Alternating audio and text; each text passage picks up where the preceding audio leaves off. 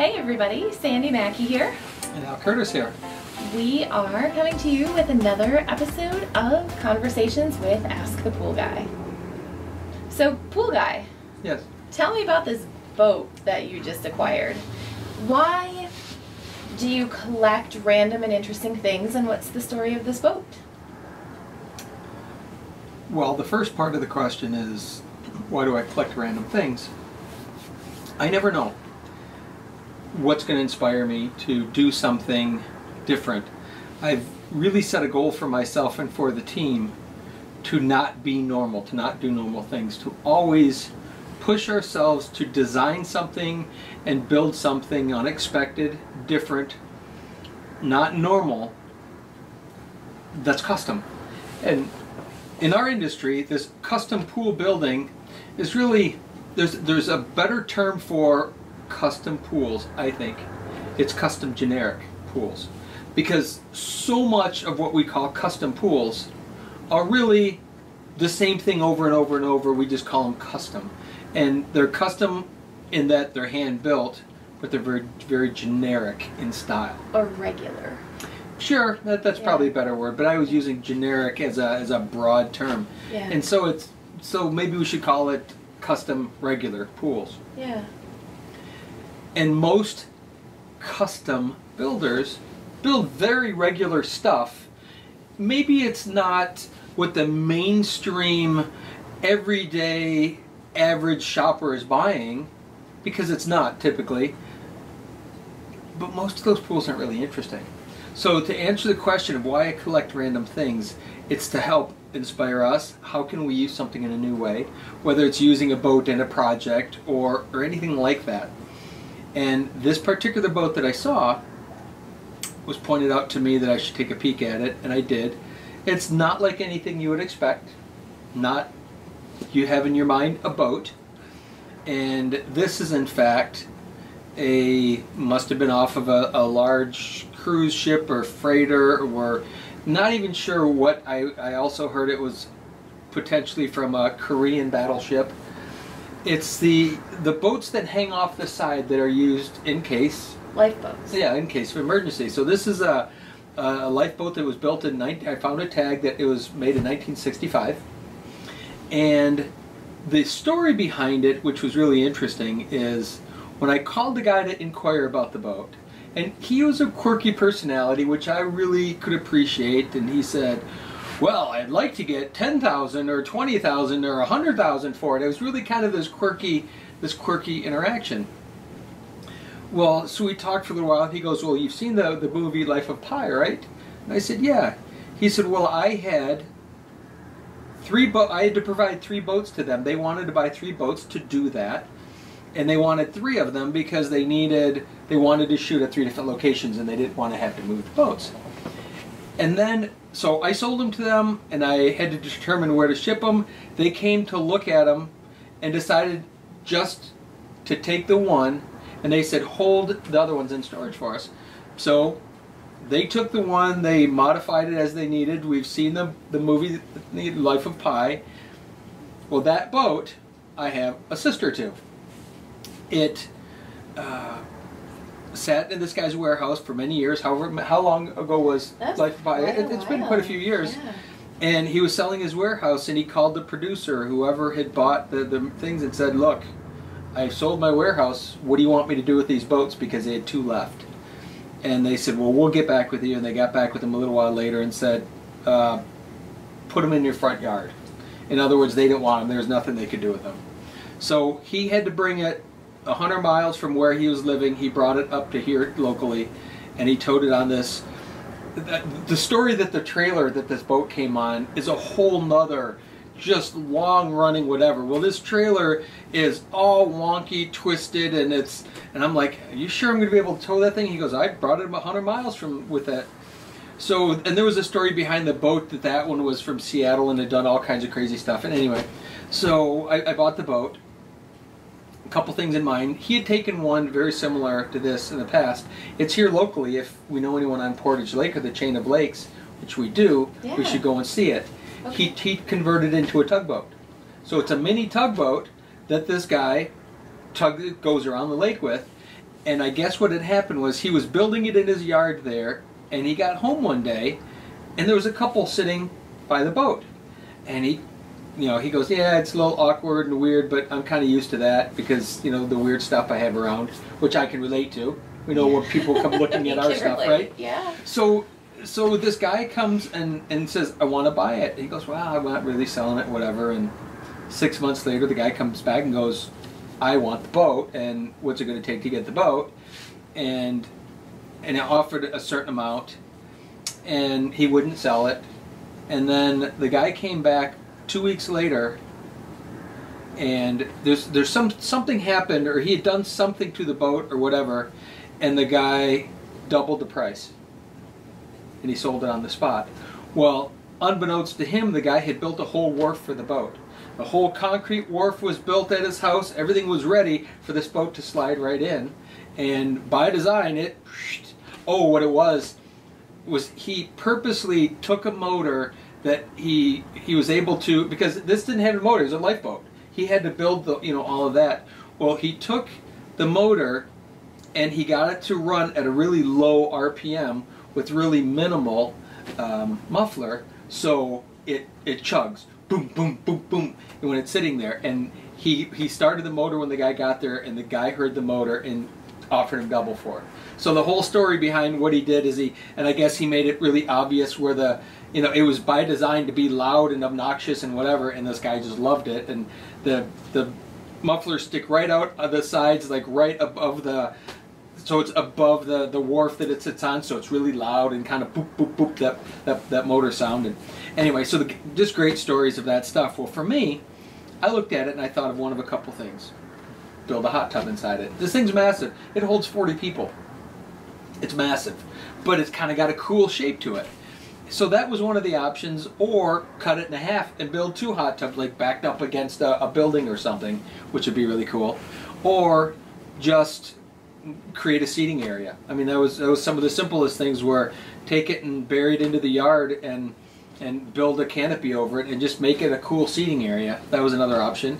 And then also looking at some of the other things, I saw one of the other boats, the other one that he still has, he's already started to build to look like another tugboat, so it's already got that framing and that shape. And I thought, well, how cool would it be like a pirate ship? I mean, it's not massive, but it has enough of the shape, and it's a stainless steel infrastructure skin with fiberglass, so it's strong. Seats all the way around it, and they used to row these. So there used to be a rudder in the back, and 4 sets, so 8 oars, and you'd have one guy per oar with all these seats around, and that's how they would move them if they needed to. And so it's kind of just a piece that you would never expect. And where would I, in my wildest dreams, ever get one, if I ever wanted one, if I ever thought I could use one? So when opportunities like that happen, I think it's important. Storage is an issue and trying to move stuff around, but I think it's important enough to have that weird, quirky stuff, because you just don't know. Mm-hmm. Which brings me up to the conversation with this guy, which he's now writing a book, which is great, I think. His life adventure stories are astounding, and he's just a quirky guy. And he opens up his phone, he goes, hey, you want to see what I just bid on? And I let it go, I didn't get it or whatever.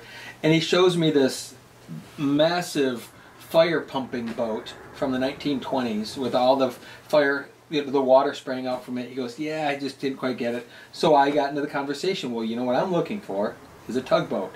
Because this, and I kind of explained it. He was like, oh, that's awesome. I'll make sure I keep my eye out if I ever find a tugboat. Because, again, part of that pushing me is a story that I've been kind of playing with in my head, and I've told you, is I'd like to take a full working tugboat. Maybe a scrap tugboat. Doesn't have to be working, but a full-size tugboat. And literally deliver that and put it in someone's backyard and build a pool inside it. So you bury it halfway in the ground, so it's still sticking up this high out of the ground, but because of the massive size of it, you'd be able to build a full pool inside a tugboat, which then you can use the whole housing and stuff as either a diving platform or seating area. I thought, how cool, why do things normally?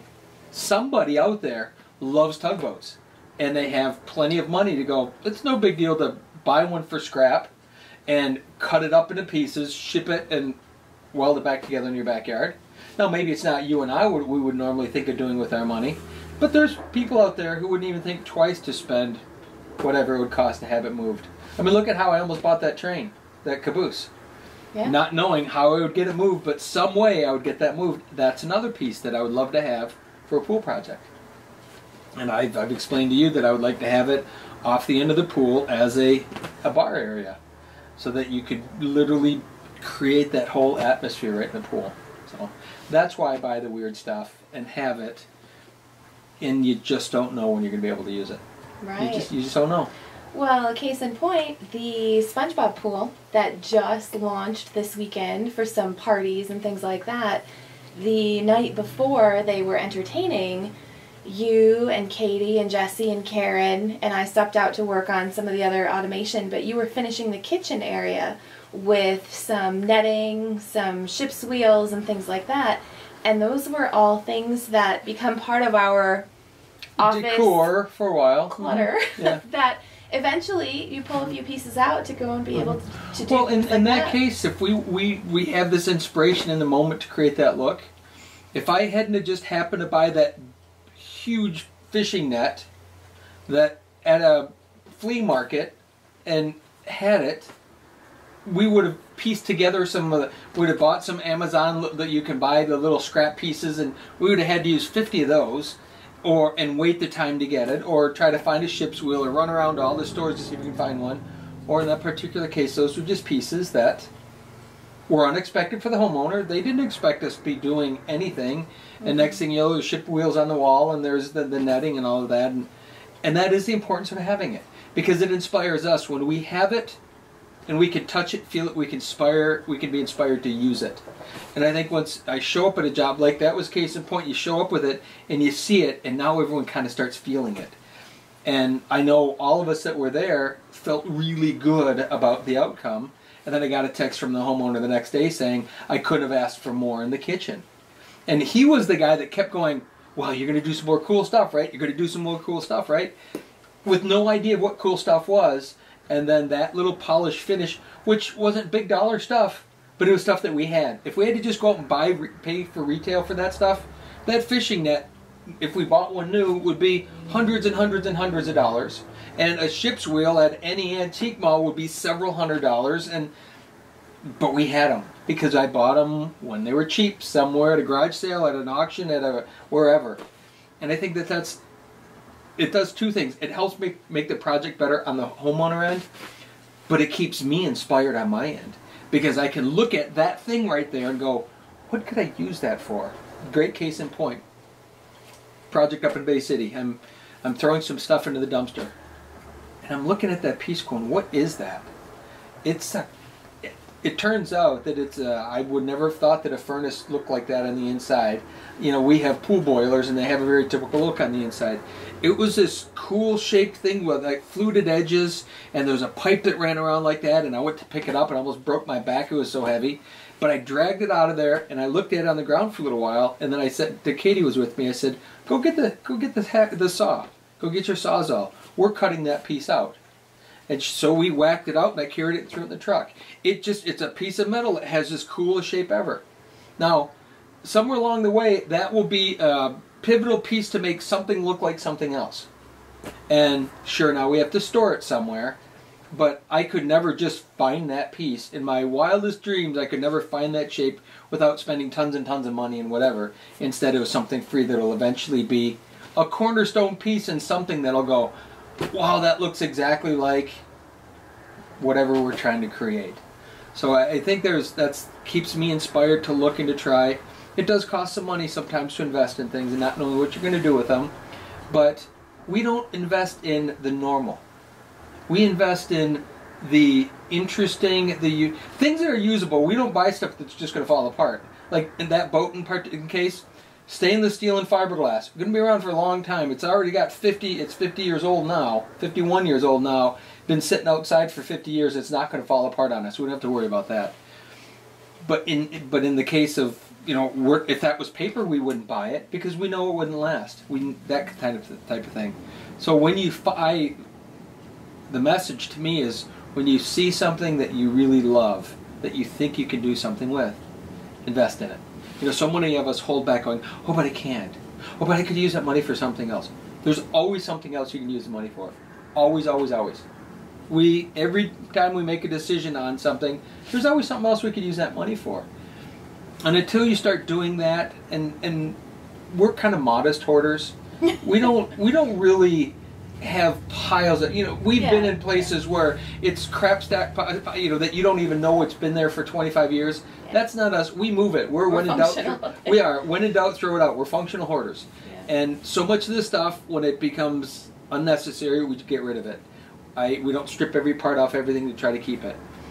But I know that I try to keep cool stuff flowing in all the time because number one, it keeps me excited.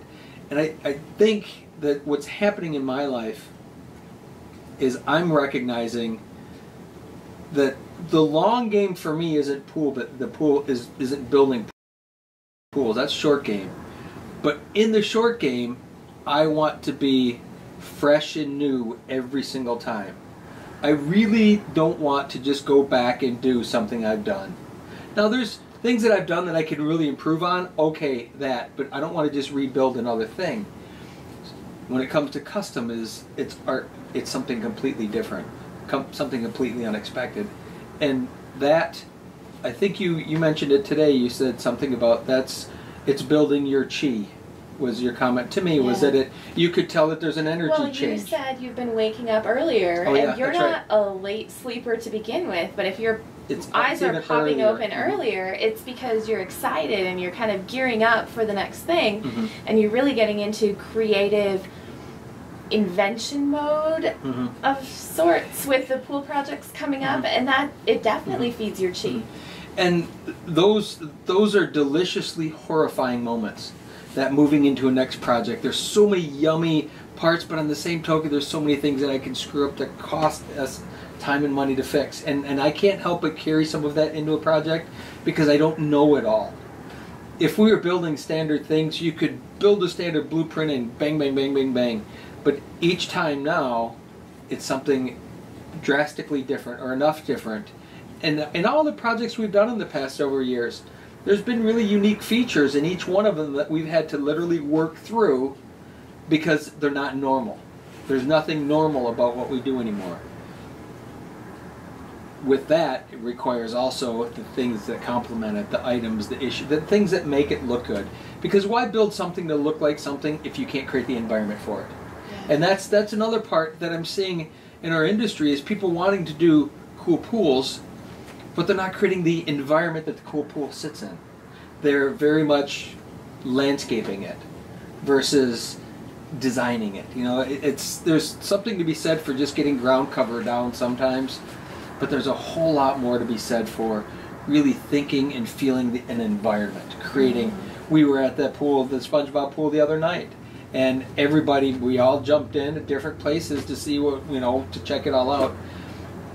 And it's that feeling of resort in a whole different way, because resort pools are designed very different than residential pools, because there's teams of people that really think through how do we want people to feel, what do we want them to be thinking about and doing, and they go through all that stuff to get that process figured out.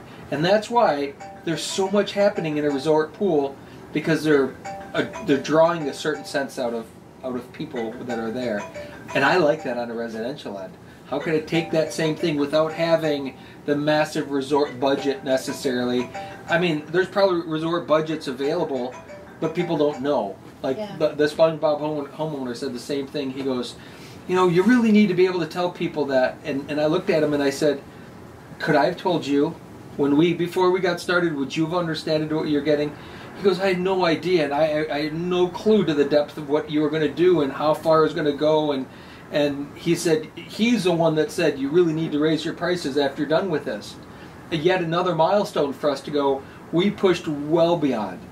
We detailed out everything, and I know the landscapers aren't the people that we normally work with, but each of those guys, workers along the way, every one of them made some comment about, we've never seen anything with this much detail. Yeah. Because, again, custom normal would be different stone, different shape, different whatever, yup. but not the fine details of how can we be creative with the fence, and how can we build, to look like, wharf posts with wrapped rope and ship lights on the top of the fence lights, and just all those little details. When it comes together, is spectacular. And I don't know that it's explainable. I don't know if it's something that you can just go, really it's going to be cool, and they don't know what cool is because custom normal is cool to them. Yeah. But we don't build custom normal. We want to build custom. And every pool is so different too. We can't send them to one pool and have them feel the magic because it's specific. It's to going to be each specific to them. Environment and to each homeowner based on what they're looking for. So. No, but I think people can get the sense. But you're absolutely right. Is each project brings its own complete, unique set of circumstances, which is a joy to work on, especially when the homeowner gets it, when they start to see it. Yeah. A bomb goes off in the backyard, they have really no idea because we give them enough to get them excited, but it's not like we run every detail through them to figure out. We just figured it all out on our own. Yeah. And all of a sudden it starts coming together and people start understanding that the elevations and how things are going to look, and that's the comment that we get about it's Christmas every day coming home, is that there's going to be something new and something different.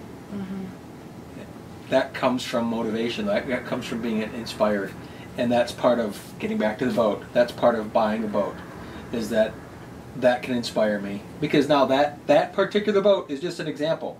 It's just an item, like 1,000 other items we have. It's just a little bigger than most of the other items. But that could be an inspiration for a lot.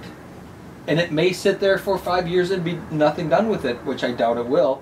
But the idea, though, is how could we keep ourselves inspired doing something that we love to do that then can inspire other people to want more, to look more, to live life a little fuller. And I think that's part also that I've something weird that's been going on with me lately is recognizing. I was listening yesterday morning. I was driving. I was listening to NPR, and they were talking about like the new millennium and the millennials and how they're dealing with college debt and moving forward and how they're viewing it. And they had 3 guests on there, 3 kids that had just graduated from college or whatever, and then the host, and then they had a financial person to like answer questions, what to do. And I was so uninspired by these kids. I mean, the one girl, I just graduated, got $150,000 of debt that's weighing on me, and I'm living at home to pay the debt off. That's awesome, nothing wrong with that. But her biggest dream was to not be in debt.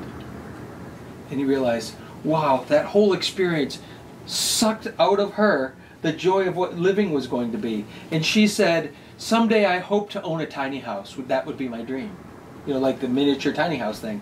And the guy said, there was one guy and 2 girls, and the guy said, funny you mentioned that, Amanda, that's what I thought too, is that I would just love to have a really tiny house because then there's not a lot invested in it and I would have the freedom to be able to go and whatever. Cool, that sounded all great until his dream was, kind of the same thing, this flat, well, I just don't want to, owe people money on my life. And it was like this, ugh. Instead of being inspired to go, wow, we just started this awesome next part of our lives and we're going to go out there and we're going to kick ass. Instead it was, we just want to get out of debt. And then the 3rd girl jumped in and she goes, oh, funny, my husband and I, well, we just bought a tiny house.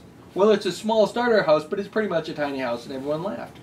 We're going, that's awesome. You should be inspired at this point to want more, be more, and have more. And yet, in turn, it was, well, I guess this is just the next step. Which gets to living life for the reasons you live life. And we only get one shot. As far as we know, we can believe any belief we want to in a religion, and however, whether we come back as a squirrel or whether we go on to the next place, we don't really know. And we can get caught up in that and decide that that's really important, which for some people it is. Or we can live our lives knowing we have one shot now to do it. Let's do it. Let's do it. Let's live a juicy, savory life of whatever. And it doesn't have to be huge. It doesn't have to be over the top. And I think that's, in the world of media, everything that looks so good almost seems like it's pushed over the top and then it's good. When you talk about great companies, most people don't talk about the legendary escapes companies of the world. They talk about Amazon and Facebook and, you know, these over-the-top Microsoft and Apple that are so, most people can't relate to that. We know the logo, we know the name, but we can't relate to what it takes to create that. I think if we didn't think that way about everything else, we wouldn't think that way about what we're supposed to have in our lives. Sure, you could be inspired to start a company in hopes of being as big as Apple. That's cool. Not for me, necessarily. I mean, but we have a really cool Legendary Escape. I mean, this thing is really cool. And it's that idea of we're living in that savory part of life, that yummy stuff that doesn't have to be over the top anything. Our lives aren't over the top. Our pools aren't over the top. They're just really interesting. They're over the top, I suppose, if you want to look at basic versus not, but they're detailed, they're involved, they're very felt through and thought through. And it's that part, that's the savory living. And to me, it's being able to do those things. And, you know, some people love to travel, and that's their greatest dream, was to travel all over the world. I would venture to say that 80% of the time that's not really what they want.